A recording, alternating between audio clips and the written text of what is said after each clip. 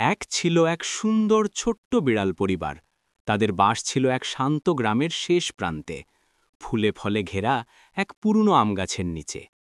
পরিবারের সদস্য ছিল মা বিড়াল মিনি আর তার ৩টি দুষ্টু বাচ্চা, টুনি, মুনি আর ঝুনি। মিনি ছিল খুব যত্নশীল মা। সকালে সূর্যের আলো পড়লে সে নরম কণ্ঠে তার বাচ্চাদের জাগিয়ে তুলত। তারপর সবাই মিলে ঘাসের উপর গিয়ে একটু রোদ পোহাত। টুনি ছিল সবচেয়ে কৌতূহলী, সে গাছে উঠতে ভালোবাসত। মুনি একটু শান্ত স্বভাবের, সবসময় মায়ের পাশে ঘুরঘুর করত। আর ঝুনি ছিল সত্যিকারের দুষ্টু, সে প্রায়ই অন্যদের লেজ টেনে দিত বা পাতা নিয়ে খেলতে খেলতে পুকুরে পড়ে যেত।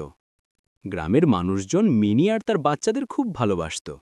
সকালে দুধওয়ালা কাকা এসে তাদের জন্য এক বাটি দুধ রেখে যেতেন, আর দুপুরে ছোট্ট রুমা যখন স্কুল থেকে ফিরত তখন সে নিজের টিফিনের কিছু অংশ টুনিদের খাইয়ে দিত।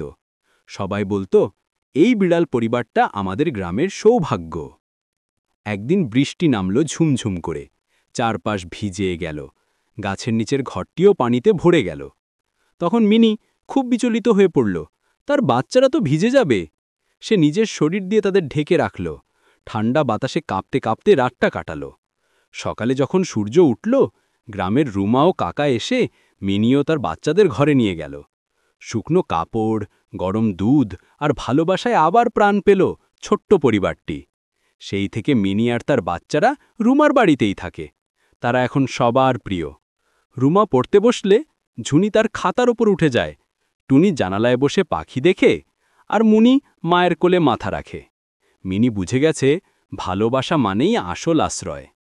এভাবেই ছোট্ট বিড়াল পরিবারের দিন কাটে হাসি খুশিতে, ভালোবাসার ছায়ায়।